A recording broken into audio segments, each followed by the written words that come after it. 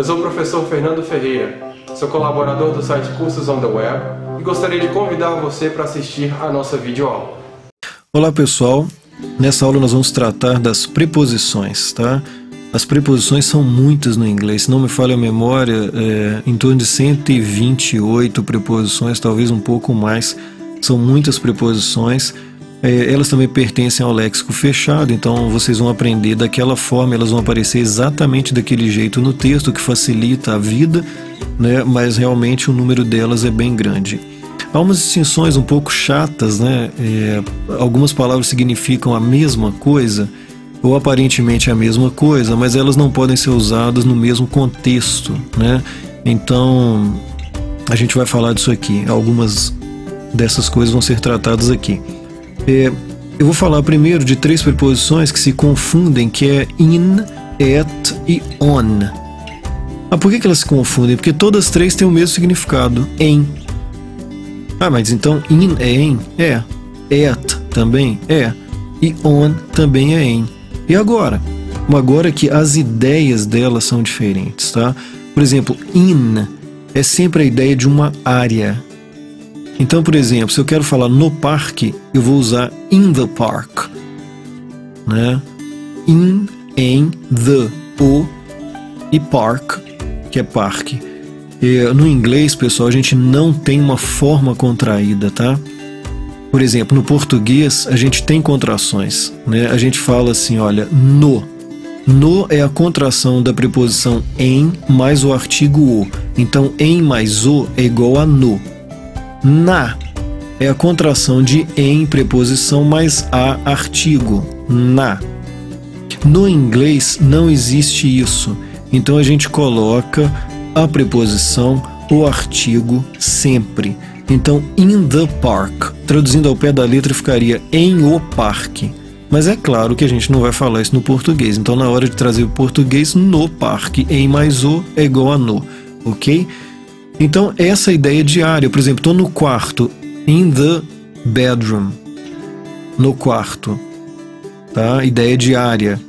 Já a preposição at, que também pode ser traduzida por em, ela tem uma ideia diferente, a ideia dela é de um ponto específico. Então, geralmente, quando a gente tem um endereço, um nome, alguma coisa que especifique, que detalhe a informação, geralmente a gente pode usar o at, né?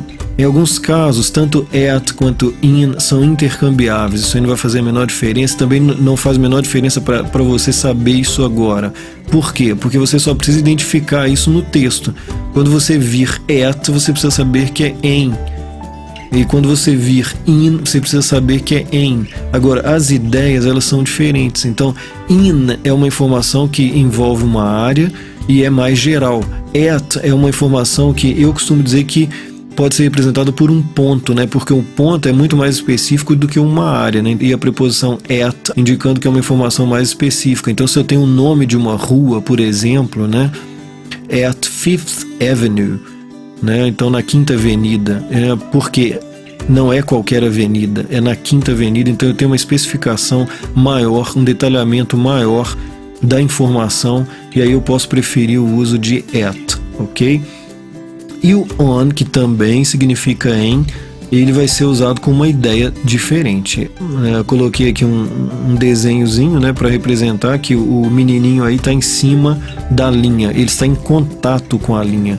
Então a ideia do uso da preposição on, há exceções, pessoal, mas geralmente é a ideia de algo apoiado sobre uma superfície. Vamos pensar, eu quero falar na parede, o que eu vou usar? At, in ou on?